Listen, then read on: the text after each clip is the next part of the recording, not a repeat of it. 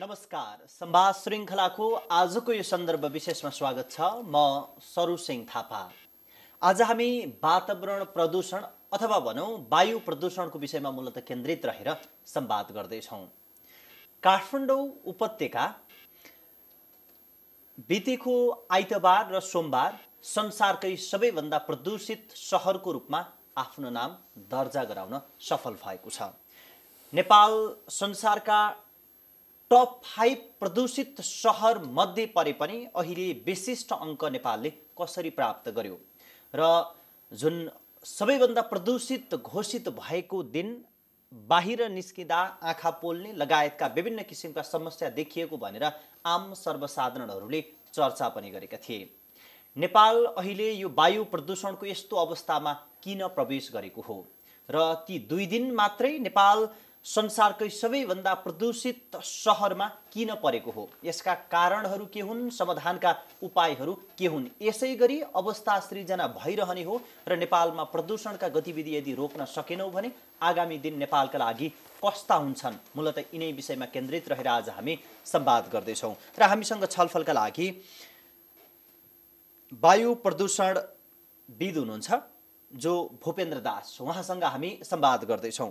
उहाँ वायु प्रदूषणको विषयमा विद्यावारिधि गर्दै हुनुहुन्छ। उहाँ अब करिब करिब त्यो सक्ने तयारीमा हुनुहुन्छ र उहाँले वातावरण विज्ञानमा त्रिभुवन युनिभर्सिटीबाट र बेलायतको टिसाइड विश्वविद्यालयबाट उहाँले वातावरण विज्ञानमा विद्यावारिधि गर्नुभएको छ। मूलतः उहाँसँग आज हामी नेपालमा अहिले यो देखिएको अवस्था किन आएको हो र यसको व्यवस्थापन गर्न कति सम्भव छ र यो कहिलेसम्म कसरी चाहिँ यसलाई व्यवस्थापन गर्न सकिन्छ र यदि व्यवस्थापन हुन नसकेको खण्डमा यसले निम्त्याउने दुष्परिणामहरू के हुन सक्छन् भन्ने विषयमा मूलतः केन्द्रित रहेर संवाद गर्दैछौँ। स्वागत छ सर। नमस्कार।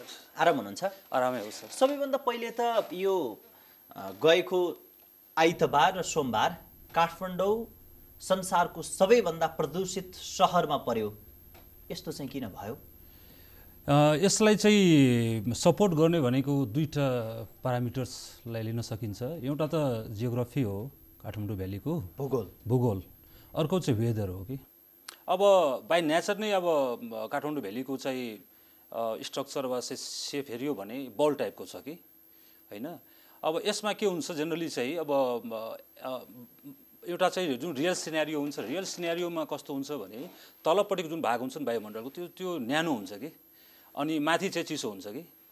अनि अहिलेको विन्टरमा चाहिँ ठ्याक्कै चाहिँ अलिअलि के हुन्छ उल्टो देखिन्छ, जस्ट टेम्परेचर इन्भर्जन भन्छ। यसले के गर्छ भने तल चाहिँ अब चिसो हुन्छ, माथि चाहिँ न्यानो हुन्छ कि। न्यानो हुने ठाउँमा जमिनको तहतिर तातो हुन्छ, त्यो चाहिँ नर्मली रियल सिनेरियोमा चाहिँ होइन। त्योभन्दा अलि जमिनको ठ्याक्कै त भन्न मिल्दैन, तर केही एटमोस्फेरिक लेयरलाई भन्छौँ केही माथि त्यहाँ चाहिँ जेनरली चाहिँ वार्मिङ हुनु पर्यो होइन, न्यानो हुनु पर्यो र माथि चाहिँ के हुन्छ त चिसो हुन्छ कि। यो रियल सिनेरियोमा चाहिँ कि। तर अहिलेको बेलामा के हुन्छ, विन्टरको बेलामा चाहिँ जेनरली के हुन्छ इन्भर्जन भइदिने कि त्यो तल चाहिँ के हुन्छ चिसो हुन्छ र जुन तलको न्यानो त्यो माथि हुन्छ कि। भनेपछि यसले अल्टर गरिदिएको हुन्छ र त्यो चिसोमा गएर चाहिँ के हुन्छ प्रदूषणको जुन तत्त्व हुन्छ वा कण हुन्छ त्यो अड्किएर बसेको हुन्छ कि। यसलाई छरिनलाई वा डिस्पर्स हुनलाई धेरै गाह्रो हुन्छ कि। र यो हुन कतिखेर सम्भव छ भने यदि घाम लागेको छ भने सनसाइन आवर्स यदि बढी छ भने के हुन्छ धेरै जसो चाहिँ मतलब प्रदूषणको तत्त्वहरू चाहिँ छरेर जान्छ अनि हराउँदै जान्छ, प्रदूषणको पनि तपाईँको लेभल चाहिँ घटेर जान्छ। तर कम्प्लिटली चाहिँ काठमाडौँको परिप्रेक्ष्यमा हामीले हेऱ्यो भने कम्प्लिट कहिले पनि चाहिँ एकदम लो लेभलमा हुँदैन कि। मैले अघि नै भनेछु एउटा चाहिँ के हुन्छ भूगोलको कारणले हो। अर्को चाहिँ भूगोलकै कुरा गर्दाखेरि काठमाडौँको भूगोलको कतिपयले कुरा गर्दाखेरि जसरी त्यो प्रदूषणको कुरा होस् अथवा जसरी चाहिँ त्यो बादल भनौँ अथवा चाहिँ प्रदूषित हावा जसरी जुन बग्छ त्यो चाहिँ जुन यो थानकोट भन्दा माथिको डाँडाबाट जुन उडेर हाम्रो यो काभ्रेको जुन सदरमुकाम बनेपा माथिको डाँडोमा पुग्ने फेरि फर्केर आउने त्यो सर्कलको रूपमा घुमिरहन्छ भनेर पनि भन्छन्, त्यस्तो हो? त्यो पनि एउटा हो सर। यसलाई चाहिँ विन्ड रोज अथवा पल्युटेन्स रोज भन्छ कि। यो कस्तो हुन्छ विन्डको डिरेक्सन कस्तो छ भने त्यसमा भर पर्छ कि।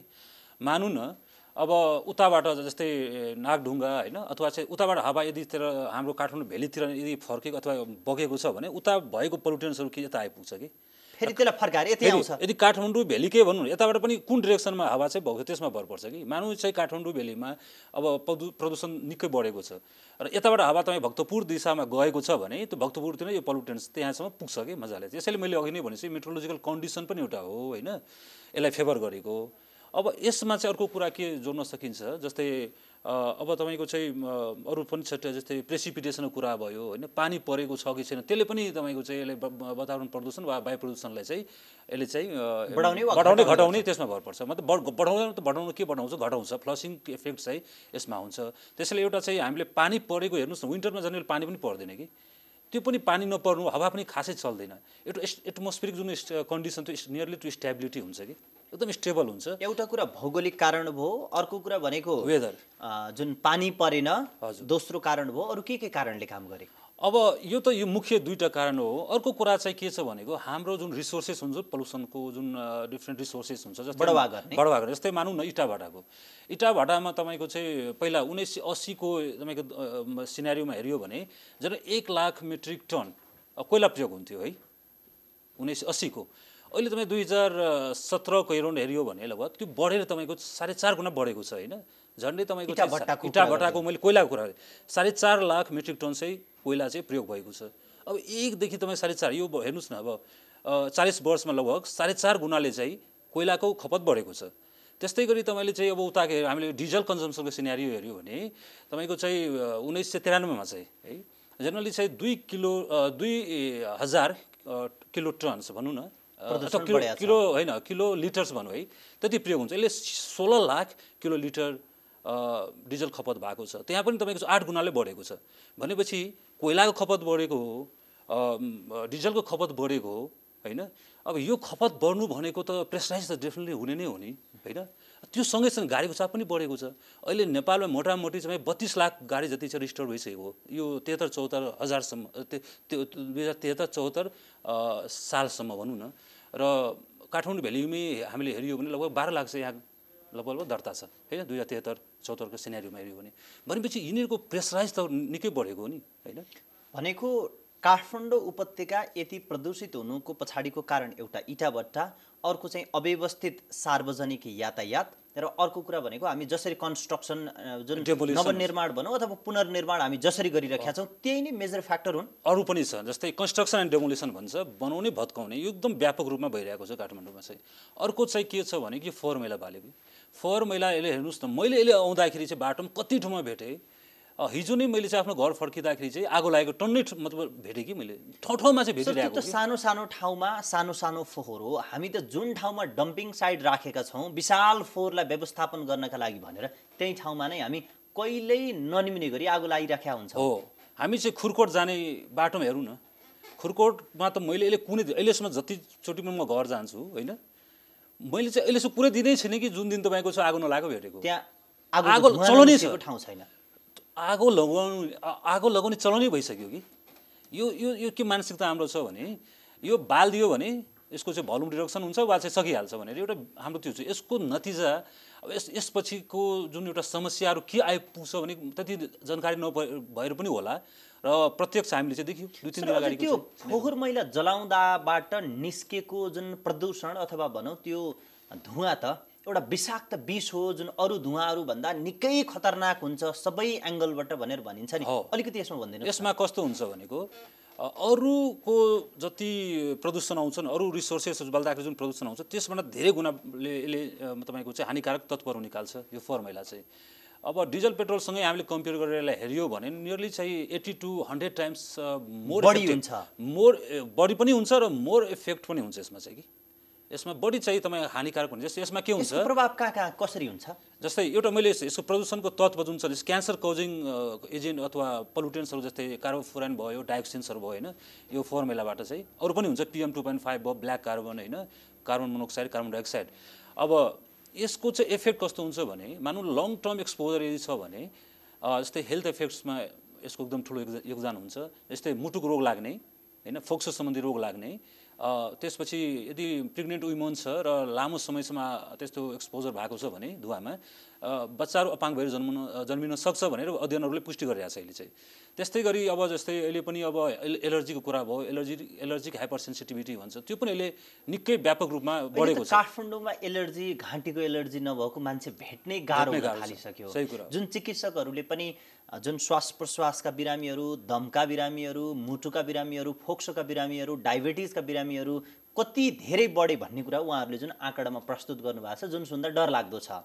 सर, मैले जुन हाम्रो अहिलेको नेपाल जुन जति दिन 2 दिन विश्वको 1 नम्बरमा प्रदूषित सहरमा पुगेको थियो, म केही संसारका अरू देशका उदाहरण पनि लिन्छु। जस्तो त्यही समयमा दोस्रो नम्बरमा किर्गिस्तानको बिस्केक, तेस्रो नम्बरमा पाकिस्तानको कराची, चौथोमा चीनको वुहान, पाँचौँमा भियतनामको हुवै, छैठौँमा बाङ्लादेशको ढाका परेको छ। तर जति देशको मैले नाम लिए, यी देशहरू नेपालभन्दा धेरै जनसङ्ख्या भएका देश छन्। जस्तो चीनकै कुरा गरौँ, संसारको धेरै जनसङ्ख्या भएको राष्ट्रमा पर्छ। भारत त्यस्तै छ। बाङ्लादेशको पनि व्यवस्थापनको कुरा गर्ने हो भने त्यति चुस्त दुरुस्त व्यवस्थापन भएको छैन, र पनि ती सबै देशलाई उछिनेर नेपाल किन पहिलो भयो? सबभन्दा पहिला चाहिँ हेर्नुहोस् है, यहाँ चाहिँ अब कहाँबाट सुरु गर्ने त्यसमा भर पर्छ कि गाडीको यातायातकै हामीले कुरा गऱ्यो भने अरू देशमा त युरो 6 मा पुगिसक्यो होइन, युरो 5 युरो 6 त कमन भइसक्यो नि होइन। तर हाम्रो नेपाल युरो 3 मा, अन्डर युरो 3 मा छ कि होइन। अब यसको चाहिँ के हुन्छ, त्यति अब गाडीको मात्र होइन कि यहाँ चाहिँ फ्युलको क्वालिटीको पनि इम्पोर्टेन्स छ। फ्युल क्वालिटी पनि युरो 3 स्ट्यान्डर्ड नै छ हाम्रो नेपालमा। अब सल्फर कन्टेन्ट जुन फ्युलमा हुन्छ त्यसको नियरली हाम्रो चाहिँ नेपालमा चाहिँ 350 mg पर लिटर छ होइन। त्यो पनि हेर्नुहोस्, अरूको परिप्रेक्षमा हामीले धेरै मतलब गाइडलाइन, हाम्रो जुन एउटा स्ट्रिक्ट गाइडलाइन हुनुपर्ने त्यो चाहिँ छैन होइन। त्यो अझै यसलाई चाहिँ रिफाइन गर्नुपर्ने छ स्थिति है। 1 नम्बरमा त्यो हो। अर्को कुरा पर क्यापिटा रिसोर्स कन्जम्सनमा पनि भर पर्छ कि हाम्रो के छ भनेको, अब जस्तै अब जुन एउटा सस्तो खालको रिसोर्स हुन्छ नि त्यसमा बढी जोड छ कि हाम्रो कि। जस्तै दाउराको नै भनौँ न, अब 80% अहिले पनि चाहिँ दाउरा नै प्रयोग गरिरहेको छ कि नेपालमा चाहिँ। अब अरूतिर क्लिन टेक्नोलोजी प्रयोग गरेछ, हाम्रोमा चाहिँ के छ भने त अब ट्रेडिसनल फ्युल युज गरिरहेको छु होइन। कोइलाको अघि नै मैले भनिसकेँ, कोइला प्रयोग गरिरहेको छु होइन। त्यसो 4.5 गुणा बढ्नको कारण के होला त? क्लिन एनर्जीमा चाहिँ हामीले बढ्न सकेनौँ। अब यसमा चाहिँ अर्को के जोड्न सक्छौँ भने अरू देशमा जस्तो तपाईँको चाहिँ इफिसियन्ट टेक्नोलोजी पनि प्रयोग गरेको हो कि। जस्तै उनीहरूको मैले के छ भनेको, अब दाउरामा चाहिँ इन्डक्सन स्टोभहरू चाहिँ म नै बेलायतमा हुँदाखेरि, म नै जर्मनीमा हुँदाखेरि चाहिँ क्लिन टेक्नोलोजी प्रयोग गर्थेँ कि। त्यहाँ मतलब इन्डक्सन नै थियो मेरो कोठामा, अरू केही थिएन भनौँ न। अब त्यहाँ त बेसिक एउटा जुन एउटा मान्छेले चाहिन्छ नि, अथवा जुन मान्छेले एउटा चाहिन्छ त्यो त दिएकै हो सरकारले होइन। त्यसपछि के छ, एउटा वातावरण पर्सपेक्टलाई पनि चाहिँ कन्सिडर गरेको, किनभने हरेक कुरा चाहिँ प्रफिटसँग मात्र जोडेको हुँदैन। हाम्रो नेपालको परिप्रेक्षमा चाहिँ हेऱ्यो भने भर्खरै अहिले त इलेक्ट्रिकल भेहिकलको कुरा थियो, अलि राम्रो कुरा भइरहेको थियो नि त, राम्रो चिज भइरहेको थियो नि त। एउटा प्रमोसनको लागि त केही हदसम्म अगाडि बढिसकेकै थियो। यसमा सरकारले बिचमा आएर किन ट्याक्सको कुराहरू उठाउनु भयो होइन। अरू विदेशमा चाहिँ सब्सिडी दिने इन्सेन्टिभ्सको कुराहरू छ त्यहाँ छ होइन। अनि झन् प्रमोसन गर्छ। हाम्रो एउटा मान्यता के छ भने, हाम्रो विज्ञहरूको मान्यता के छ भने, first priority should be always to planet, त्यसपछि के हुन्छ पिपल, अनि मात्र प्रफिट के। Planet, people, profit. अहिले नेपालमा यो इलेक्ट्रिकल भेहिकल्सबाट मलाई पर्सनली के फिल भयो भने, first we are focusing towards profit अनि मात्र चाहिँ प्लानेट पिपलको पछि कुरा हो कि। सबभन्दा पहिला हामी नाफातिर गयो। सर, जुन सरकारले पनि यसलाई करमा छोड दिने र हामी जुन विद्युतीय सवारी साधनमा बढावा गर्ने भनेर भनिरहेका छौँ। फेरि अर्को कुरा भनेको हामी जलविद्युतमा धनी छौँ, सम्पन्न छौँ। अब हामी कहाँको विद्युतले हामीलाई पुग्ने अवस्था भयो। अब कतिपय समयमा त हाम्रो विद्युत खेर जाने अवस्थामा गइसक्यो भनेर भनिरहेका छौँ। तर पनि चर्को कर लाएर फेरि राज्य पक्षबाट नै त्यो पोलिसीलाई निरुत्साहित गर्ने गतिविधि किन गर्दैछौँ त? अब के भन्ने यसमा, अब यो पोलिटिकल कन्फ्लिक्टहरू पनि एउटा मलाई लागेको है, इन्टरनल कि जुन एक्सटर्नल पोलिटिक्ससँग जोडिएका कुरा हुने नि। अब यिनीहरू चाहिँ यस्तो छ कि अब पोलिटिक्समा खासै म त्यति मलाई त विज्ञता हासिल त छैन होइन। तर तपाईँ त यो क्षेत्रमा रहँदै गर्दाखेरि कसरी राजनीति त नपसेको ठाउँ होइन, अलि त हो होइन। मलाई के पर्सनली फिल भएको हो भने, जस्तै तपाईँको जुन पोलिटिक्सको कुरा जुन उठाउनु भएको हो, अब नेपालमा हेर्नुहोस् है, पोलिसी हरेक लेभलका पोलिसी छन् यहाँ चाहिँ कि। जस्तै तपाईँको चाहिँ एउटा national ambient air quality standard छ होइन, अनि नेसनल भेहिकल इमिसन स्ट्यान्डर्ड छ यहाँ चाहिँ होइन, अनि क्लाइमेट चेन्ज पोलिसी छ 11 र 19 को चाहिँ होइन, अनि इन्भाइरोमेन्ट कन्जर्भेसन एक्टहरू छ होइन। त्यसपछि चाहिँ जस्तै अब अहिले नै अहिले मैले भनेपछि इम्पोर्टका जुन कुराहरू छन् जस्तै युरो 3 गाइडलाइन्सको कोइलको होइन त्यो छ ग्रिन स्टिकर 1999बाट चाहिँ ग्रिन स्टिकर पनि इन्फोर्समेन्ट भएको छ होइन यो सबै गर्दाखेरिको पनि चाहिँ के त्यसको चाहिँ पालना भएको हो त यो इफेक्टिभ इम्प्लिमेन्टेसन भएको छ त छैन नि अब सरकारले बनाएको त्यो त गभर्मेन्टल डकुमेन्ट नै गभर्मेन्टल पोलिसी नै हो नि त यो त हामीले बनाएको भन्दा पनि सरकारी निकायबाट नै मतलब पास भएर आएको चिज हो जबकि सरकारी गाडी नै धुवाको मुस्लो फाल्दै दौडिराखेका हुन्छ छ नि हामीले अब अध्ययन हामीले गरिरहेको छौँ अहिले पनि होइन सर त्यो अध्ययनै गर्नु पर्दैन त्यो कुरा त जुकै व्यक्ति चाहिँ सडकमा निस्किन्छ भने त्यो कुरा प्रष्ट रूपमा एउटा त दुईटा अहिले त कस्तो छ भने दुईटा चारवटा हामी जति भ्याउँछ त्यति मात्र देख्न सक्छौँ तर एउटा नेपालकै ओभरअल सिनेरियो के छ त काठमाडौँको ओभरअल सिनेरियो के छ त्यसको लागि त पुरै त अध्ययन त नभइकन त हुँदैन नि त्यो हामी अध्ययन गरिरहेको छौँ केही अब महिनामा चाहिँ त्यसको एउटा फाइन्डिङ्स आउँछ तर यसबाट के पुष्टि भएको छ भने यति त स्योर छ हामी कि जुन चिज चाहिँ सरकारले इफेक्टिभ इम्प्लिमेन्टेसनमा देखाएको छ त्यो चाहिँ त्यस्तो खालको नतिजा चाहिँ आएको छैन जस्तो मानौँ उदाहरणको लागि हेर्ने हो भने ग्रिन स्टिकर त दिएकै हो नि एउटा डिजल भेहिकल्सको हामी हेर्नु न डिजल ट्रकहरू वा डिजल बसहरू त्यो धुवा फालेपछि कसैले विश्वास गर्छ कि यो साँच्चै यो गाडी पास भएको होला ल मानौँ पासै भएको छ त्यतिखेर पास भयो होला जतिखेर चाहिँ टेस्टिङमा होला त्यो टेस्टिङ पास गर्नलाई माथि के चलखेल अथवा चाहिँ त्यहाँ गएर रिपेयरिङ मेन्टेनेन्स गर्यो होला ग्रिन स्टिकरको कुरा पनि एक समय चाहिँ अलि बढी चर्चामा ल्याइएको थियो तर यस्ता विषयहरू किन पपुलिस्ट मुद्दा अथवा एजेन्डा भन्छन् अहिले त्यो स्टिकर टास्ने कुरा पनि अहिले त त्यो सेलाएर गएको जस्तो देखिन्छ सेलाएर गइसक्यो त्यही मैले भनेको एउटा के छ भनेको साँच्चै भन्दाखेरि युरो 3 गाइडलाइन्स जुन बनेको छ नि त्यसले त कहिले पनि तपाईँ ग्रिन स्टिकरको जुन छ दुईवटा कहिले पनि चाहिँ तपाईँको सिङ्क्रोनाइज चाहिँ हुन सक्दैन है तपाईँको गाइडलाइन्स चाहिँ अब स्ट्रिक्टली तपाईँको फलो गरे पो स्ट्रिक्टली बनाए पो तपाईँको ग्रिन स्टिकरको गाइडलाइनभित्र जान्छ नत्र म्याक्सिमम गाडी फेल हुन्छ होइन वा फेल हुन्छ वा चाहिँ टेम्पोररी चाहिँ रिपेयरिङ मेन्टेनेन्स गरेर मात्र त्यो पास भएको पनि हुनसक्छ पक्कै सर यी हामीले गरेका कुरा भनेको मूलतः प्राविधिक र नीतिगत विषयसँग जोडिएका कुरा हुन् आम दर्शकहरूले अलि बुझ्न नसक्ने सम्भावना पनि होला जस्तो अन्तर्राष्ट्रिय संस्था आइक्यू एयरले जसरी हामीलाई पोल्युटेड सिटीको नम्बर 1 लिस्टमा राख्यो यो कुरा त जगजाहेर भयो जुन प्राविधिक विषय भयो तपाईँ त अब जुन नेपालको वायु प्रदूषणको विषयमा विद्यावारिधि सक्न आँटेको व्यक्ति र नेपालको वायु प्रदूषणसँग अभ्यस्त पनि भइसकेको व्यक्ति अब यो बताइदिनुहोस् कि नेपालको वायु प्रदूषण कुन अवस्थामा पुगेको हो खास तपाईले चाहिँ कस्तो देख्नुहुन्छ अब हेर्नुस् है यो म 2-3 वर्षदेखि यता मैले भनिरहेको छु कि है यो वायु प्रदूषणको जुन एउटा हाम्रो स्थिति छ नि एकदम भयानक स्थितिमा चाहिँ हामीले पुगिरहेका छौँ कि र अहिले यो वर्षको मात्र कुरा नगरौँ 2019 को पनि कुरा गरौँ स्टेट अफ ग्लोबल इयरले पनि एउटा चाहिँ रिपोर्ट पब्लिस गरेको थियो त्यसमा पनि नेपाललाई दोस्रो नम्बर चाहिँ स्थान दिएको हेर्नुस् पहिला चाहिँ इन्डिया हैन पहिलो चाहिँ इन्डिया दोस्रो चाहिँ नेपाललाई अहिले जितेर एकमा पुग्यो अहिले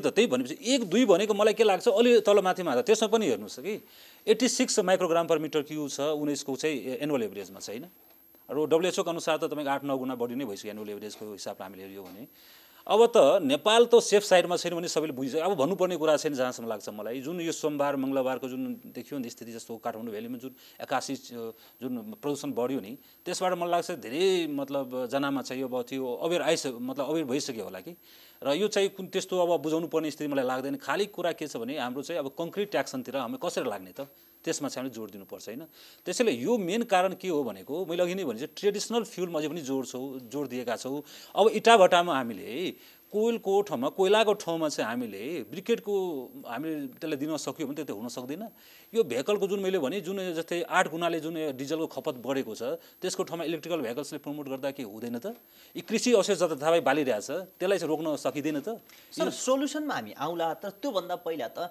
अमेरिकाको मेकानिजम कस्तो छ काम गर्ने तौर तरिका कस्तो छ भन्ने पाटोमा तपाईँ म जगजाहेर छौँ हजुर त्यो तत्काल व्यवस्थापन भइहाल्ने सम्भावना देखिन्न यसै गरी हामी यो कुरालाई नेग्लिजेन्स गर्दै गयौँ अवज्ञा गर्दै गयौँ इग्नोरेन्स गर्दै गयौँ भने नेपालको यो जुन पोल्युसनको सिनारियो चाहिँ तपाईले कस्तो देख्नुहुन्छ सर कहाँ यो त अब त यो भन्दा अब बढी के हुन्छ हेर्नुस् है अझै मैले यसमा थोरै कुरा जोड्छु सर जुन आइतबार र सोमबारको कुरा म आफैले महसुस गरेको कुरा सडकमा ड्राइभ गर्नको निम्ति कठिन भयो घरमा गइसके पछाडि सुत्ने बेलामा टाउको दुखेर सुत्न नै अस्पष्ट एकदमै गाह्रो भयो र चिरचिरियाहटको समस्या अत्याधिक बढी भयो भने अब तपाईलाई मैले आफैले भोगेको कुराबाट सोधेँ कि यदि हामीले यसलाई कङ्क्रिट प्लानका साथ म्यानेज नगर्ने र यसै गरी नेग्लिजेन्स गर्दै गयौँ भने सिनारियो कस्तो हुन्छ त्यो अब हेर्नु चाहिँ हामी चाहिँ कि अब एउटा एयर क्वालिटीको जुन ऱ्याङ्किङ हुन्छ होइन, अब जनरली के हामी चाहिँ गुडबाट हुँदै हजारडस लेभलमा पुगिसक्यो। हजारडस लेभल भनेको डेन्जरस लेभल हो कि। यो भनेको जुन सेन्सिटिभ ग्रुप्सहरू हुन्छ जसलाई मानौँ एलर्जी पहिलादेखि नै छ, वा मुटुको रोग लागेको छ, अथवा लङ्समा कुनै समस्या छ भने होइन, अथवा चाहिँ रेस्पिरेटरी डिजिज छ भने त्यसलाई त एकदम बुस्ट अप गर्छ। हेर्नुहोस्, अनि टप अफ द्याट है यो कोरोना भाइरसको त्यतिकै चाप छ अहिले होइन। यतिखेर तपाईँको चाहिँ यो चापमा यदि परेको छ भने, प्रदूषणमा यदि हाइली एक्सपोज भएको छ भने योभन्दा अब खतरा घन्टी के होला त? किनभने अब खतराको भन्दा अब 1000भन्दा बढी कुनै अब डिफाइनै गरेको छैन। ग्लोबल साइन्टिस्टहरूले, एक्सपर्ट्सहरूले योभन्दा बढी अब के हुन्छ डिफाइनै, त्यो भने एक्सट्रिमली हो, माथि पुगिसक्यो। 300 प्लस चाहिँ एयर क्वालिटी इन्डेक्स, 400-500 तपाईँको एयर क्वालिटी इन्डेक्स पुगेको हो। PM पनि तपाईँको त्यस्तै 300-400 माइक्रोग्राम पर मिटर क्युब पुग्छ। अब त्योभन्दा बढी के हुन्छ त? अब त्योभन्दा बढी भनेको के हो त? अब हेल्थको जुन इफेक्ट छन् त्यस्तो एलार्मिङ रेटमा बढ्छ, स्वाटै बढ्छ। हेर्नुहोस्, किनभने कि यदि कन्ट्रोल गर्न सकेन भने लङ टर्म तपाईँको यस्तै सिनेरियो रहिरह्यो भने त त्यो एक्युट भएर जान्छ कि।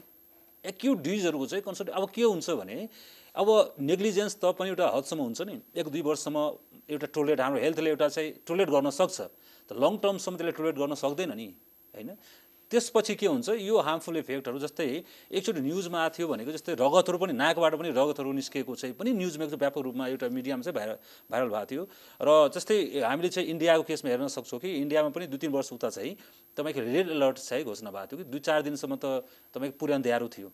यो क्लाइमेटिक हिसाबले पनि हेर्नुपर्छ हामीले, र यो एक्सिडेन्ट रेट पनि त्यतिकै बढेको। त्यसै बेजिङमा पनि एउटा रेड अलर्ट भएको थियो, एउटा इमर्जेन्सी अलर्ट भएको थियो, जुन दिउँसै अँध्यारो भएको थियो हो। त्यो दिन पनि आउनु बेर लाग्दैन है। म बारम्बार मतलब सचेत गराइरहेको छु कि तपाईँ हामी चाहिँ नपर्खौ। अब चाहिँ एक्सन लेभलमा जाने बेला भइसक्यो। अब चाहिँ एक्सन लेभल कस्तो खालको एक्सन लेभल त? Concrete action. यो चाहिँ 1-2 दिन देखाउने गरी मात्रै होइन कि, अब चाहिँ लङ टर्मको एउटा जुन छ हाम्रो एक्सन प्लान चाहिँ बनाएर चाहिँ, अब काठमाडौँ भ्यालीको लागि एक्सन प्लान त बनेको हो होइन, अब नेपालको पनि एक्सन प्लान चाहिँ बनाउनु पर्यो होइन ओभरअलमा चाहिँ। किनभने काठमाडौँ भ्यालीले मात्र सल्युसन दिएर मात्र हुँदैन, पल्युसनको लागि कुनै एयर पल्युसनलाई कुनै बाउन्ड्री हुँदैन। तराईतिर भयो भने काठमाडौँको आइपुग्छ। अरू नेपालगञ्जदेखि, बुटवलदेखि, विराटनगरदेखि अहिले जुन हामीले जुन सबैभन्दा बढी प्रदूषित सहरमध्येको एक काठमाडौँ भएको दिनमा नाप्दा त अरू सहरहरूमा पनि पल्युसन त त्यतिको मात्రైमा थियो। अरू सिटीहरू पनि अछुतो छैनन्, मात्र यति हो कि काठमाडौँ जति नहोलान्। हजुर सर, त्यसो भए अब जुन इटा भट्टाको कुरा, जुन फोहोरलाई व्यवस्थापन गर्ने कुरा, जुन हाम्रो भेहिकल म्यानेजमेन्टको कुरा त हामी गऱ्यौँ, त्यस बाहेकका अरू कुरा जुन हाम्रो पब्लिक जुन कन्स्ट्रक्सनको कुरा त झन् लथालिङ्ग छ। हामी सडक खनेर वर्षौँसम्म त्यसलाई चाहिँ अलपत्र बनाएर छोडेका छौँ, विद्युतका लागि खनेर त्यस्तै बनाएर छोडेका छौँ। त्यो बाहेक पनि जो पर्सनल व्यक्तिगत रूपमा व्यक्तिले घर बनाइराखेका छन्, ती घरहरू पनि हामी ठिक तरिकाले बनाउने र भत्काउने काम गरिराखेका छैनौँ। अहिले सामान्यतया कुनै पनि घरको छतमा गएर हामी बस्यौँ भने त्यो सिमेन्ट मिसिएको धुलो हामीलाई एकदमै गाह्रो गराउने गरी त्यो उडिरहेको हुन्छ, आइरहेको हुन्छ। जबकि फेरि सिमेन्टमा त केमिकल पनि मिक्स भएको हुन्छ भने अब हामी त राज्यको तर्फबाट मात्र होइन कि हामी व्यक्तिगत तर्फबाट पनि यसलाई सही ढङ्गले चाहिँ किन व्यवस्थापन गर्न सकेका छैनौँ? कि हामीले घर बनाउने तरिका, भत्काउने तरिका ठिक छन्? यस्तो हेर्नुहोस्, यो चाहिँ यो कुराहरू चाहिँ एकदम अलिक कम्प्लेक्स कुराहरू हो यो चाहिँ। किनभने के हेर्नुहोस्, अब पपुलेसन ग्रोथ चाहिँ बढेको होइन, अहिले पपुलेसन ग्रोथ भएको भनौँ न, अब त्यो सँगैसँग ऱ्यापिड अर्बनाइजेसन भइरहेछ कि। सहरीकरण जुन अवस्थामा मतलब बढिरहेछ नि, त्यो पनि अव्यवस्थित सहरीकरण एउटा स्पेसिफिक जुन प्लानिङ हुनु पर्थ्यो, टाउन प्लानिङ भन्छ अथवा सिटी प्लानिङ भन्छ, त्यो हिसाबले हाम्रो जथाभावी चाहिँ हेर्नुहोस् न घर बन्ने अनि व्यापक रूपमा नक्सा पनि त्यसरी नै पास भएको हो है। अब चाहिँ अर्को कुरा के जुन अहिले भर्खरै उठाउनु भएको थियो नि, हाम्रो चाहिँ साँच्चै भनेको अनसाइन्टिफिक, यसलाई साइन्टिफिक तरिकाले चाहिँ हामीले चाहिँ कुनै काम चाहिँ गरिरहेको छैनौँ कि। अब यसको नतिजा के होला त्यो कसैले कन्सर्न चाहिँ लिँदैन कि, पर्सनली चाहिँ कन्सर्न लिँदैन होइन। अब ओनरसिपको कुरा हुन्छ, कसले लिने हो त्यो जिम्मेवारी यसको चाहिँ? मैले नेग्लेक्ट गरेँ, हजुरले नेग्लेक्ट गर्नुहुन्छ।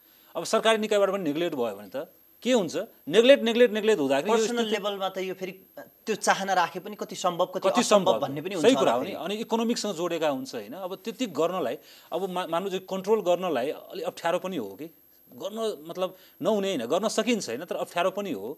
तर मान्छेहरूलाई यस्तो खालको कुन खालको चाहिँ मतलब स्किल चाहिँ अपनाउँदाखेरि चाहिँ कम प्रदूषण हुन्छ त्यो अब चाहिँ तिर पनि हामीले चाहिँ फोकस हुनुपर्छ। सर अब यसो भन्न सकिन्छ यसै गरी काठमाडौँको जुन किसिमको जियोग्राफी छ, भौगोलिक बनावट जुन किसिमको छ, हामी भौगोलिक बनावट प्रकृतिभन्दा माथि त कोही जान सक्दैन नि त। त्यो त विध्वंसतर्फ जाने हो, फेरि त्योभन्दा माथि गयौँ भने यदि काठमाडौँको स्ट्रक्चर जस्तो छ त्यसलाई सही ढङ्गले व्यवस्थापन गरेर वातावरण मैत्री अनुकूल हामी बन्न सकेनौँ भने कुनै समय यस्तो दिन आउँछ जुन काठमाडौँबाट मान्छेहरू भागाभाग हुने, काठमाडौँ छोड्ने, यो त बस्नै नसकिने, मान्छे मार्ने सहर हो भन्ने दिन आउन बेर लाग्दैन?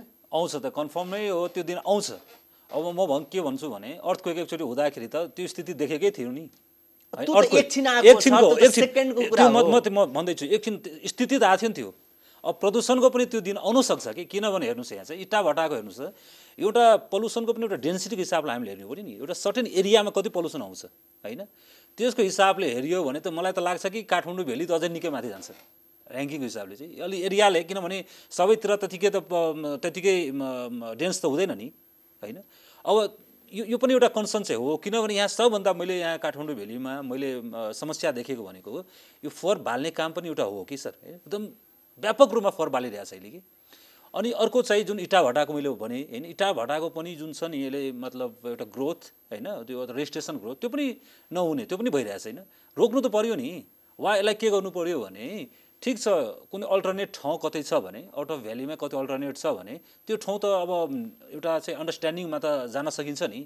काठमाडौँकै वरिपरि वा चाहिँ भ्यालीको भन्दा बाहिर जहाँ चाहिँ यो बल सेपको वा चाहिँ जुन जियोग्राफीले जुन हामीले फेभर गरिरहेको छ पल्युसन हुनलाई, त्योबाट बच्नलाई त अल्टरनेट ठाउँ पनि त खोज्नु पर्यो नि। कि यही मात्र चाहिँ काम गराउने, यही मात्र चाहिँ इस्ट्याब्लिस गर्नलाई चाहिँ रेजिस्ट्रेसन गर्नलाई अनुमति दिने होइन। भेहिकलको जुन चाप बढेको छ यो 14%ले चाहिँ भेहिकलको ग्रोथ छ काठमाडौँ भेलीको चाहिँ, यो चाप चाहिँ बढेको हो नि। अब यो घटाउनु त पर्यो नि सर। त्यो त हुन्छ नै। जानकारहरूले पनि भनिराखेको कुरा हो कि काठमाडौँ उपत्यका भनेको जुन हाम्रो सङ्घीय राजधानी पनि छ, यो भनेको उद्योग धन्दा खोल्नका लागि उपयुक्त ठाउँ होइन। विविध कारणले गर्दा यो त एउटा कल्चरल टुरिज्म हब हो, पोलिसी मेकिङ गर्ने ठाउँ हो र मेकरहरू बस्ने ठाउँ हो भनेर हामी चर्चा गरिरहेका छौँ। तर पनि हामी सबै खिचडी काठमाडौँ उपत्यकाभित्र पकाइरहेका छौँ, किनभने हाम्रो बढी फोकस चाहिँ काठमाडौँ भेलीमा मात्र हो कि। जति सेन्ट्रलाइज, म त के भन्छु अझै पनि सेन्ट्रलाइज नै हो कि। डिसेन्ट्रलाइज गर्नले प्रोभिन्सियल लेभल त भयो है, तर अहिले पनि हेर्नुहोस् मान्छेको चाप भने काठमाडौँ भेलीमै छ। त्यो त मनले चाहिँ त डिसेन्ट्रलाइज त हुनु पर्थ्यो नि। डिसेन्ट्रलाइज जबसम्म हुँदैन तबसम्म यो चाप चाहिँ बढ्छ नि। चाहिँ यस्तै हो सर। हामी यो काठमाडौँको पल्युसन म्यानेजमेन्ट गर्ने पाटोमा यसलाई चाहिँ व्यवस्थापन गर्ने पाटो चाहिँ व्यवस्थापकीय पाटो निकै पर पुगिसकेको छ कि अझै पनि हामी काठमाडौँलाई संसारका सुन्दर सहरहरू जस्तै जुन कम प्रदूषण भएको सहरलाई अझै पनि व्यवस्थापन गर्न सक्ने हामी ठाउँमा छौँ? गर्न सकिन्छ सर कि, मनले चाहिँ काम गर्नु पर्यो। मैले के भनेको भेहिकलको इमिसन्स रोक्न इलेक्ट्रिकल भेहिकल्स यहाँ गरौँ न, कमसेकम 80 to 90% चाहिँ इलेक्ट्रिकल भेहिकल चाहिँ गुडियो भने त धुवा त स्वाटै घट्छ यहाँ चाहिँ। किनभने मैले नि डिजल कन्जम्सनको ट्रेन्ड मैले भनिसकेँ कति कन्जम्सन भइरहेको त्यो घट्नु भने युरो 2 युरो 3 मा छौँ। युरो 2 युरो 3 अन्डर त्यो छ, त्यो बढाउनु। युरो 5 मा युरो 6 मा हामी पनि जाउँ न। अनि जस्तै सल्फर कन्टेन्टको कुरामा पनि स्ट्रिक्ट गरौँ न, गाइडलाइन बढाउँ न सल्फर कन्टेन्टमा। जस्तै 350 mg चाहिँ त्यसलाई पनि घटाउँ न हामी। युरोपमा त 10 mg छ होइन, उता चाइनामा पनि 50 अराउन्ड छ होइन। भनेपछि यो पनि अब 350 पनि धेरै नै हो कि, त्यहाँ पनि घटाउन सकिन्छ। यो जति पनि भिजिबिलिटी रिडक्सन भएको हो त्यो भनेको एउटा सल्फर डाइअक्साइड नाइट्रस अक्साइडको कारणले गर्दा हो कि है। यो चाहिँ हामीले चाहिँ बुझ्दैनौँ होइन। अनि इम्पोर्टेन्ट कुरा हो कि जस्तै सल्फर कन्टेन्टलाई हामी जति यदि घटाउन सकेन भने यस्तो भिजिबिलिटी रिडक्सन हुने, एक्सिडेन्ट हुने, प्लेन डिले होइन। अनि अर्को कुरा जस्तै जस्तै ग्लासियर मेल्ट हुने जुन भइरहेछ नि, हाम्रो हिमालयन ग्लासियर पनि मेल्ट जुन भइरहेछ त्यो पनि चाहिँ एउटा पक्ष छ कि, त्यसलाई पनि हामीले चाहिँ त्यसबाट बच्न सक्दैनौँ होइन। त्यो पनि त्यो हो। र मेरो एउटा कन्सर्न के छ भने हाइड्रो पावरमा गभर्मेन्टको जुन चाहिँ एउटा चासो छ, एउटा हाम्रो 83,000 मेगावाटको जुन पोटेन्सियल छ त्यसलाई पनि हामी सकेसम्म सदुपयोग गर्नुपर्छ, एकदम इफेक्टिभ तरिकाले छिटो गर्नु पर्यो। र त्यसकोबाट चाहिँ हामीले चाहिँ अब लाभ त लिनु पर्यो नि। इलेक्ट्रिकल भेहिकल्सलाई किन हामीले प्राथमिकता नदिने त, किन ट्याक्स बढाउने, के कारण छ ट्याक्स बढाउनुलाई? पैसा कमाउनु छ भने त्यसबाट पनि त कमाउन सकिन्छ नि। भने एउटा ग्रिन बिजनेसबाट किन सुरुवात गर्न सकिँदैन? ब्रिकेटको चाहिँ म्यानुफ्याक्चरिङ गरेर किन चाहिँ इटा भट्टामा चाहिँ हामीले चाहिँ त्यसलाई प्रमोसनलाई पोलिसी नबनाउने त छ नि। काठमाडौँ भेलीमै त्यसलाई चाहिँ ब्रिकेटलाई गरियो भने त कमसेकम धेरै तपाईँ इमिसन घट्न सक्छ। यो फोहोर मैला धाइ बालिसलाई रोक्नलाई जुन कानुन बनेको पनि छ होइन, दण्ड सजाय छ, त्यसलाई इफेक्टिभ इम्प्लिमेन्टेसन गर्नु पर्यो नि 2-4 दिन जेलमा थुन्नु पर्यो नि हैन, तब बल्ल त्यो आफै हुनु पर्यो। केही परिवर्तनको आभास गर्न सकिन्छ। सर हामी अब यी लोकल इस्युहरू काठमाडौँको मूलतः हामी अहिले चाहिँ काठमाडौँ उपत्यकाको प्रदूषणमा हामी केन्द्रित छौँ। अब हामी चाहिँ त्योभन्दा अलिक बाहिर गएर अलिक वाइडर सेन्समा चाहिँ कुराकानी गरौँ। जस्तो अविकसित र विकासशील राष्ट्रमा वायु प्रदूषण व्यवस्थापन गर्न आफैमा एक किसिमले त्यहाँ पुनर्निर्माण होस् नवनिर्माण होस्का गतिविधिहरू भइरहेका हुन्छन्। हामी अहिले विकासशील राष्ट्रको गतिमा छौँ भनेर हामी दाबी गरिरहेका छौँ। अझै हाम्रो जस्तो देशमा त यो प्रदूषण व्यवस्थापन गर्न कति चुनौतीपूर्ण होला त? अब हेर्नुहोस्, एकतिर डेभलपमेन्ट छ, अर्को चाहिँ इन्भाइरोमेन्टल कन्सर्न हैन। डेभलपमेन्ट इन्भाइरोमेन्टल कन्सर्न यो दुईटाले ब्यालेन्स गरेर हिँड्नुपर्छ हामीले। किनभने अब अरू भनौँ न देशमा अरू कन्ट्रिजमा हेऱ्यो भने कति कन्ट्रिजहरूमा त यो डेभलपमेन्टको कारणले गर्दा चाहिँ वन विनाश भइसक्यो होइन। हाम्रो लागि त्यो हामी त्यसको लागि उदाहरण चाहिँ हामी बन्नु पर्दैन कि। हामीसँग त अवसर छ बचाउने। निजगढको उदाहरण तपाईँले छ, एउटा उदाहरण नेपालमा पनि त सुरुवात देखियो नि त हैन। त्यो त नराम्रो उदाहरण हो नि त हैन। त्यस्तै मैले भन्छु त्यस्तो खालको पनि हुँदैन कि वनलाई विनाश गरेर चाहिँ डेभलपमेन्ट गर्ने, त्यो पनि हुँदैन कि। न्युट्रलमा वा चाहिँ त्यसलाई चाहिँ ब्यालेन्स रूपमा चाहिँ गर्नुपर्छ होइन। भने चुनौती त छ दुइटैतिर, तर मैले के भनेको चुनौती छैन यहाँ चाहिँ। वास्तवमै हेऱ्यो भने धेरै चुनौती पनि छैन। अब पहिला भन्नु 20 वर्ष अलि उताको भन्दा हामीले कुरा गर्दा सदायताबाट चाहिँ जुन इलेक्ट्रिकल भेहिकल्सहरू चलेकै थियो नि, काठमाडौँ भेल त्यति म्याक्सिमम इलेक्ट्रिकल भेहिकलबाट चलेको होइन। अहिले तपाईँको त्यो हटेर किन हटाउनु पर्यो? त्यहाँ पनि त तपाईँको म भन्छु लो कार्बन त्यतिखेर थियो कि, अहिले चाहिँ हाई कार्बनमा छौँ कि। हाई कार्बन इमिसन्स हामी गरिरहेको छौँ कि। लो कार्बनमा फोकस दिएर अथवा लो कार्बनमा जबसम्म फोकस दिँदैनौँ र डेभलपमेन्ट गर्छौँ त्यो कहिले पनि सम्भव छैन। सस्टेनेबिलिटीको पनि हेर्नु पर्यो, सस्टेनेबल डेभलपमेन्टको कुरा छ।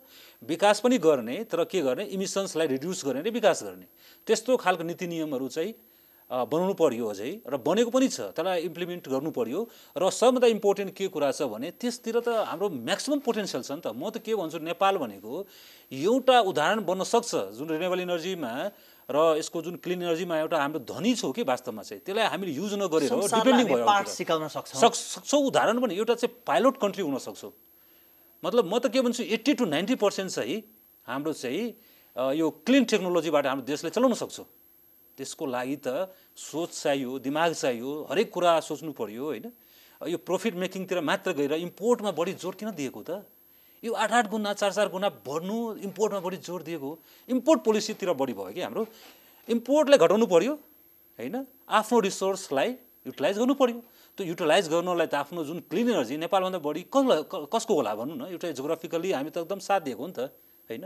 यहाँ तपाईँ हेर्नुहोस् त सोलरको हिसाबले हेर्नु तराईमा व्यापक रूपमा सोलरको इन्डस्ट्री हुनसक्छ। काठमा यो पहाडतिर हेऱ्यो भने त्यहाँ माइक्रो हाइड्रो पावर होइन, small scale large scale hydro पावरको पोटेन्सियल त्यतिकै छ होइन। विन्डको पनि त्यतिकै पोटेन्सियल छ। सर यो नेपालकै कुरा गर्दाखेरि नेपालमा चान्चुन अथवा थोरै बढी 3 करोड मात्रै जनसङ्ख्या छ। तर हाम्रा मित्र राष्ट्रहरू विशाल जनसङ्ख्या भएका छन्। उनीहरू विकासको गतिमा पनि अत्यन्त तीव्र गतिमा अग्रसर छन् भने अहिले हामी कहाँ देखिएको प्रदूषणको मात्रा भनेको हामी आफैले गरेको मात्रै हो कि हामीलाई छिमेकीले पनि पठाइदिइरहेका छ? यो एकदम पोलिटिकल कुरा हो कि खासै मेरो बुझाइमा के छ भने मेरो बुझाइ अब उडेर आउने कुरा त राजनीति भयो हो, राजनीतिक मात्र म यसलाई म जस्टिफाई गर्छु यसलाई चाहिँ। हाम्रो पनि हो र दुईटा राष्ट्रबाट पनि आएको हो कि। अब के बुझ्नु पर्यो भने इन्डिया र चाइना चाहिँ हाइएस्ट कोल कन्जम्सनमा आउँछ कि। यिनीहरू दुईटा देशमा चाहिँ सबभन्दा बढी कोल कन्जम्सन भएको सबैलाई थाहा भएकै कुरा हो। र हामी बिचमा स्यान्डविचको रूपमा चाहिँ हाम्रो नेपाल चाहिँ दुई बिचमा छौँ। अब त्यसको चाहिँ मैले अघि नै वायु प्रदूषण कुनै बाउन्ड्री हुँदैन। त्यो आउने कहाँ त दुईटैको बिचमा हुने, सबै ठाउँ उडेर जान्छ, आउँछ यहाँ भनेपछि आन्तरिक पनि हो र बाहिरबाट पनि आएको हो होइन। र म त के भन्छु भने जति हामीले इमिसन्स गर्छौँ त्योभन्दा बढी चाहिँ आएको हो कि होइन। किनभने एउटा उत्पादन गरिरहेका छौँ, त्यसभन्दा बढी चाहिँ हामी उपहार पाएका छौँ, पाइरहेको छौँ। मानौँ न तपाईँको दिल्लीको वेदर बिग्रिन्छ, अरू इन्डियाको जुन बोर्डर साइडको वेदर बिग्रिनु भनेको चाहिँ नेपालको लागि पनि खतरा घन्टी सुरु हुन्छ। किन भनेको मैले अघि नै भनेछु मेट्रोलोजिकल कन्डिसनले पनि फेभर गरेको, विन्डले चाहिँ होइन पनि विन्डको थ्रु पनि आइपुग्छ यहाँ चाहिँ। भनेपछि यहाँ के देखियो भने स्ट्र्याटेजीको पनि एउटा इम्पोर्टेन्स छ कि हामीले मात्र कन्ट्रोल चाहिँ गरेर मात्र पनि हुँदैन। अब सरकारले चाहिँ छिमेकी राष्ट्रहरूमा पनि गएर चाहिँ अथवा छिमेकी राष्ट्रहरूसँग कुरा गरेर चाहिँ ल है अब हामी संयुक्त रूपमा चाहिँ केही वायु प्रदूषण रोक्नको लागि संयुक्त रूपमा हामी केही अध्ययन गरौँ, यसको रोकथामको लागि के उपाय हुनसक्छ हामी सँगै अपनाऊ, त्योतिर पनि सोच्नुपर्ने अवस्था छ। यो तपाईँले भनेकै कुरा सन् 2019मा नेपालको परराष्ट्र मन्त्रालयले जुन नेसनल डायलग अर्थात् सगरमाथा डायलग भनेर सुरुवात गर्दै थियो र संसारका धेरै राष्ट्रका व्यक्तिहरूलाई नेपालमा भित्राएर त्यो सगरमाथा डायलगमा सबैभन्दा पहिलो विषय भनेको जलवायु परिवर्तन मुख्य प्राथमिकताको विषय राखेको थियो र अहिले हिमहरू जुन पग्लिँदै गएका छन् र जुनको घाटा नेपाललाई मात्र होइन संसारलाई हुन्छ। हामीले संसारलाई जुन एउटा स्वच्छ हिमाल दिएका छौँ, त्यो हिउँ दिएका छौँ जसबाट स्वच्छ पानी बगेर गएको छ, यो हिमाल बचाउनका लागि संसारको ध्यान जाग्नुपर्छ भनेर परराष्ट्र मन्त्रालयले त्यो नेतृत्व लिँदै थियो भनी यो अहिलेको यो गतिविधिहरू जे देखिएका छन् र ती रिसोर्सहरू हामीसँग छन् र हामी चाहिँ यो वर्ल्डमै एउटा चाहिँ इन्भाइरोमेन्ट साइन्समा चेन्ज मेकर हुन सक्छौँ भनेर भन्दै गर्दा नेपालले अब चाहिँ यस्ता पहल कदमी चाल्नुपर्छ त यहाँले भन्नुभयो, अब चाहिँ कसरी अगाडि बढ्नुपर्छ त नेपाल? यसमा चाहिँ मलाई के लाग्छ भनेको सबभन्दा पहिला चाहिँ हामीले क्लियर कट चाहिँ हाम्रो विचार हुनुपर्छ र क्लियर कट इम्प्लिमेन्टेसन लाग्नु पर्यो। पोलिसी मेकिङ आफूले चाहिँ गरेर देखाउनु पर्यो। पोलिसी मेकिङ पनि कस्तो खालको पोलिसी जुन सम्भव छ त्यस्तो खालको पोलिसी, जथाभावी पोलिसी बनाएर चाहिँ सम्भव हुँदैन र जेनरलाइज गरेर मात्र हुँदैन। एउटा कङ्क्रिट पोलिसी जुन ठ्याक्कै स्ट्राइक गर्ने त हिट गर्न सक्ने खालको पोलिसी, त्यो पोलिसी अनुसारको स्ट्र्याटेजी, त्यो ठ्याक्कै त्यसलाई सपोर्ट गर्ने पोलिसीलाई सपोर्ट गर्ने स्ट्र्याटेजी वा कार्ययोजना भनौँ होइन, त्यो चाहिँ हुनु पर्यो। अनि त्यसपछि इफेक्टिभ इम्प्लिमेन्टेसन भन्छ कि त्यो। तर इम्प्लिमेन्टेसनमा पनि चाहिँ हामीले जुन टार्गेट गरेका छौँ भनौँ होला 10 वर्षमा टार्गेट हाम्रो हुनसक्छ यति इमिसन घटाउने वा 20 वर्षमा यति इमिसन घटाउने, त्यो टार्गेटतिर हामीले चाहिँ बाई क्वान्टिफाई गर्नुपर्छ अब चाहिँ। र त्यो इम्प्लिमेन्टेसन हामीले जुन गर्यो त्यो सम्भव भएको होइन, मोनिटरिङ पनि गर्यो, त्यसलाई चाहिँ इन्सपेक्सन एन्ड मोनिटरिङ पनि चाहिँ गर्नु पर्यो। हामीले टार्गेट राखेका कुरामा कति सम्भव भयो, नापजोक लेखाजोक कहाँ छ नेपालमा? अहिलेसम्म यति कुरा गरिरहेका छौँ, यति हल्ला गरिरहेको छु, खोइ त के नापजोक छ? सर अझ यसलाई यसरी भनौँ न, नेपालले गर्नुहुन्न भन्ने त सवाल नै होइन।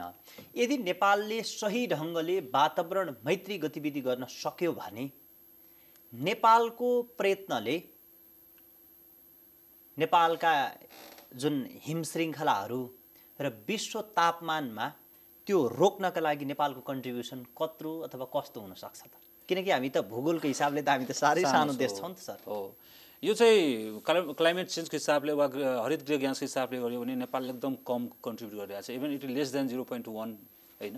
तर कस्तो छ भने एउटा भन्दा बढी चाहिँ उपहार एउटा क्षति भोगेका छौँ। एउटा हामी पाइलटको रूपमा सिकाउन सक्छ विश्वलाई कि होइन, त्यो भनेको सिकाइ नै ठुलो कुरो हो कि हाम्रो लागि। भनेको यसरी भनौँ न सर, हामीले सही ढङ्गले व्यवस्थापन हामीले मात्रै गरिदियौँ भने पनि हाम्रा हिमाल हामीले चाहिँ पग्लिनबाट रोक्न चाहिँ सक्दैनौँ। किन भनेको मैले अहिले नै भनिसकेँ कि टु जायन्ट कन्ट्रिजको बिचमा चाहिँ हामी नेपाल छौँ होइन, त्यति मात्रै होइन, अरू पनि विदेशबाट आएको हो। जस्तो भनौँ न 1-2 वर्ष उताको चाहिँ हामीले कुरा गर्दाखेरि अस्ट्रेलियामा बुस फायर जुन भएको थियो नि, त्यतिखेर चाहिँ हेर्नुभयो होला कि न्युजिल्यान्डमा गएर हिउँहरू पग्लेको होइन, वरिपरि पनि त्यो ताप नम्बर बढेको थियो कि। त्यस्तै गरी हामीले के भन्छौँ भने एसियन कन्ट्रिज नै एउटा चुनौतीको रूपमा अहिले उभिएको छ कि, मतलब एसियन कन्ट्रिजमा, किनभने यो डेभलपिङ स्टेजमा छ, ग्लोबली कम्पिटिटिभ स्टेजमा होइन। डेभलप कन्ट्रिजसँग कम्पिटिटिभ भनेको डेभलपिङ कन्ट्रिजको चाइना र तीव्र गतिमा गइरहेको छ, इन्डस्ट्रियलाइज भइरहेको छौँ हामी, अझै इन्डस्ट्रियल ग्रोथ चाहिँ निकै व्यापक रूपमा बढेको छ, इकोनोमिकसँग जोडेको छ कि। मैले अघि नै के भने कि फर्स्ट प्रायोरिटी जुन एउटा प्लानेट आउनु पर्थ्यो वा चाहिँ एउटा हाम्रो एउटा इन्भाइरोमेन्ट आउनुपर्ने थियो, त्यसमा नगएर प्रफिटलाई बढी चाहिँ केही हदसम्म लाग्छ प्रफिट मेकिङमा चाहिँ बढी ध्यान गएको जहाँसम्म लाग्छ कि। तर त्यो सँगैसँगै हामीले चाहिँ अब डेभलप कन्ट्रिजहरूले त यसमा कसियस छन् होइन, इन्भाइरोमेन्टल कन्सर्नमा पनि त्यतिकै जोड दिएको हो होइन। त्यसैले अब हेर्नुहोस् न युरोपमा चाहिँ किन इमिसन्स त्यहाँ कम छ त, इलेक्ट्रिकल भेहिकल्समा किन प्रमोट गरेको, उनीहरूले विकास गरेर पनि फेरि एक तहको लेभलमा पुगिसक्यो। हामीलाई अब चाहिँ चुनौती छ, त्यो लेभलबाट हामीले गयो भने चुनौती हुन सक्छ। समयमा उनीहरू पनि कोइलाको मुस्लो पुत्ताउनेवाला रेल बनाएर हिँडेकै, उनीहरूको चाहिँ म्याच्योर स्टेजमा पुगेर चाहिँ अब चाहिँ हामी चाहिँ जुन म्याच्योर स्टेजमा अब जान लागेको नि, अब त्यसलाई चाहिँ रोक्नलाई पनि हामीलाई चुनौती हुनसक्छ। किन इकोनोमिकली चाहिँ तपाईँको स्ट्रङ हुन सक्नुहुन्न, त्यो पनि एउटा चुनौती छ। मैले अघि नै भने कि त्यसैले हाम्रो लागि चुनौती नै हो। त्यसैले हाम्रो अब सोच त्यसमा पुग्नुपर्ने हो, कसरी विकास गर्ने त इन्भाइरोमेन्टल कन्सिडरेसन गरेर चाहिँ इन्भाइरोमेन्टल टेकिङ टु एकाउन्टलाई राखेर अथवा कसरी विकास गर्ने। फेरि एउटा यो अवसर पनि छ नि, जुन कुरा हामी खासै बनि नसकेको र बनाइ नसकेको अवस्थामा त ती बनेकालाई डिस्ट्रोयड गरेर नयाँ बनाउनु पर्ने उनीहरूलाई चाहिँ एउटा त्यो जुन गाह्रो साह्रो अप्ठ्यारो छ भने हामीलाई त जुन बन्दै गर्दा नै कुनै पनि चिज वातावरण मैत्री सही ढङ्गले बनाउन सक्ने फेरि अवसर पनि छ हामीलाई। सर हामी अन्त्यमा पनि छौँ र अब जुन सबैभन्दा पहिला चाहिँ तपाईँ एउटा वायु प्रदूषण विज्ञको नजरबाट व्यक्तिले चाहिँ के गर्ने 1 2 3 गरेर भन्दा के गर्नु पर्यो व्यक्तिले? म पर्सनली भन्दाखेरि म कहिले पनि फोहोर मैला बाल्दिनँ। यदि मैले कतै फोहोर मैला बालेको देखेको छु भने सकेसम्म आफै गरेर निभाउने कोसिस गर्छु वा अरूलाई पनि भन्छु फोहोर मैला नबाल्नुहोस् है, यसबाट चाहिँ हानिकारक तत्त्व हुन्छ र यसको चाहिँ हाम्रो स्वास्थ्यले मात्र असर गर्दैन, वायुमण्डललाई र यो जलवायु परिवर्तनमा पनि सहयोग पुर्याउँछ। एक नम्बर फोहोर मैला नबाल, एक नम्बरमा। 2 नम्बर कृषि अवशेष नबाल्ने। जथाभावी अहिले 90% अहिले चाहिँ कृषि अवशेषबाट प्रदूषण हुने भनेको तराईबाट हो। त्यहाँ पनि एउटा चुनौती छ, त्यसलाई पनि हामीले ठाउँ ठाउँमा अब कृषि अवशेष नबाल्नुहोस्, तपाईँ त्यसलाई हुन्छ भने सकेसम्म कम्पोस्ट बनाउनुहोस्। 2 नम्बर त्यो मैले चाहिँ एउटा सल्लाह दिन्छु। बाली नालीहरूबाट निस्केका कुनै पनि चिजहरूलाई चाहिँ हामी नबालौँ, बरु कम्पोस्ट मलको तयारीमा जुटौँ। र 3 नम्बरमा चाहिँ ड्राइभिङ चाहिँ कम गर्ने के, लेस डु लेस ड्राइभिङ के, जताभावी नघुम्ने। जति रिसोर्स कन्जम्सन हुन्छ त्यति के हुन्छ त प्रदूषण आउँछ। रिसोर्स कन्जम्सनबाट नै त आउने हो प्रदूषण। भनेपछि मैले गाडी कम चलाएँ भने के डिजल कम खाएँ, कम धुवा निस्क्यो। अनावश्यक रूपमा हामी गाडी चलाएर नहिँडौँ होइन। अब व्यक्ति एकजनाको लागि मात्र एउटा गाडी चलाउनु भन्दा पनि सकेसम्म फ्यामिली वा धेरैजना भएपछि मात्र गाडी निकाल्ने होइन, त्यो भयो होइन। चौथो नम्बरमा चाहिँ के हुन्छ भने मेरो कर्तव्य भन्छ कि नगरपालिकामा गएर पनि मैले चाहिँ एउटा के हुन्छ त्यहाँ गएर खबर पुर्याउने। यदि कति फोहोर मैला बालेको छ, कृषि अवशेष बालेको छ, मेरो कुरा सुनेन भने त्यहाँ पनि चाहिँ एकचोटि भन्नुपर्ने दायित्व हुन्छ, उजुरी गर्न त्यहाँ जाने। त्यो भयो। यदि कुनै गाडीबाट धुवा निस्केको छ भने मैले एउटा एसएमएसबाट भए पनि सम्बन्धित निकायलाई चाहिँ एसएमएस गराउने, यो फलानु गाडीले चाहिँ यति धुवा फालेको छ, यसलाई चाहिँ अब चाहिँ रोक्नु पर्यो है, अथवा तपाईँहरूले कारबाहीमा लिनु पर्यो। त्यो कुरा भयो। अब इटाभट्टाको भनौँ न, जस्तै मैले बसेको ठाउँमा चाहिँ कतै इटाभट्टाबाट चाहिँ निकै धुवा मैले देखेँ भने त्यसलाई पनि साँच्चै एउटा चाहिँ यो हाम्रो गाइडलाइन्सभन्दा बाहिर गयो कि त्यसलाई पनि एकचोटि हामीले चाहिँ जानकारी सम्बन्धित निकायले दिने। एकचोटि त्यो इटाभट्टाको पनि हेर्नुहोस् त तपाईँ, साँच्चै कि हाम्रो गाइडलाइन भित्रै छ कि धेरै माथिको नजरबाट हेरेर सम्बन्धित निकायसँग पुग्नु पर्यो र त्यसलाई सिकाउनु पर्यो है। तपाईँहरूको धुवा बढी निस्कियो, त्यसलाई अब तपाईँ कन्ट्रोलतिर लाग्नुहोस् वा यसको एउटा कन्ट्रोलिङ मेजर्स के हुनसक्छ त्यतातिर लाग्नुहोस्। त्यो भयो। र अर्को कुरा के छ भनेको जनचेतनामूलक कार्यक्रम चाहिँ जुन अहिले व्यापक रूपमा मैले आफ्नो तौबा जति हुन्छ त मैले गरिरहेकै हो र फ्युचरमा पनि गर्ने नै छु। सर तपाईँले अहिले यी सबै गरेका कुरा भनेको एउटा व्यक्तिगत तवरबाट गर्न सकिने कुरा भयो। अब राज्यले चाहिँ के गर्नु पर्यो? राज्यले तब त्यसलाई चाहिँ जुन व्यक्तिले गरेको कुरा हो त्यसलाई पनि राज्यले पनि त्यसलाई सपोर्ट गर्नुपर्ने हो। मैले कम्प्लेन त गरेँ त्यहाँ गएर, त राज्यले नै त्यसलाई चाहिँ एक्सन लिनु त के त्यो सम्भव छ? सम्भव त छैन नि। मैले एउटा नगरपालिकामा गएँ, फलानुले फोहोर बालिरहेको छ, एकचोटि हेर्नुहोस्, आएन भने के गर्ने?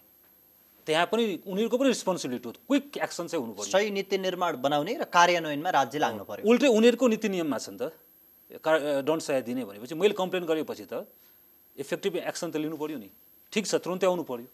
त्यहाँ पनि भिजन चाहिँ हुनु पर्यो। त्यसरी चाहिँ एक्सन ओरिएन्टेड भिजन चाहिँ हुनु पर्यो। हामीले वातावरण प्रदूषणलाई हाम्रो विकास निर्माणको बाधक होइन कि सहयात्रीको रूपमा र एउटा चाहिँ दूरगामी रूपमा चाहिँ हामीलाई सकारात्मक प्रभाव पार्ने संवाहकको रूपमा, उत्प्रेरकको रूपमा चाहिँ हामी यदि ल्यायौँ भने हामी ठिक तरिकाले ठिक ठाउँमा पुग्छौँ।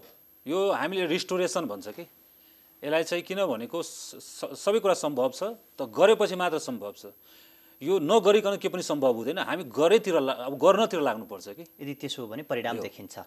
हस्, यहाँले महत्त्वपूर्ण समय दिनुभयो, महत्त्वपूर्ण विचार प्रवाह गरिदिनु भयो, यहाँको निम्ति म आभार व्यक्त गर्छु। धन्यवाद। दर्शकबिन, उहाँ हुनुहुन्थ्यो वातावरण प्रदूषण विज्ञ भूपेन्द्र दास। उहाँसँग मूलतः अहिले काठमाडौँ उपत्यकामा देखिएको प्रदूषण के हो, यसको व्यवस्थापन कति सम्भव छ र कसरी सम्भव छ, यसमा व्यक्ति, संस्था र सरकारको भूमिका कस्तो हुन सक्छ, मूलतः यिनै विषयमा केन्द्रित रहेर संवाद गऱ्यौँ। नयाँ पात्र र विषयका साथ पुनः उपस्थित हुनेछौँ। नमस्कार।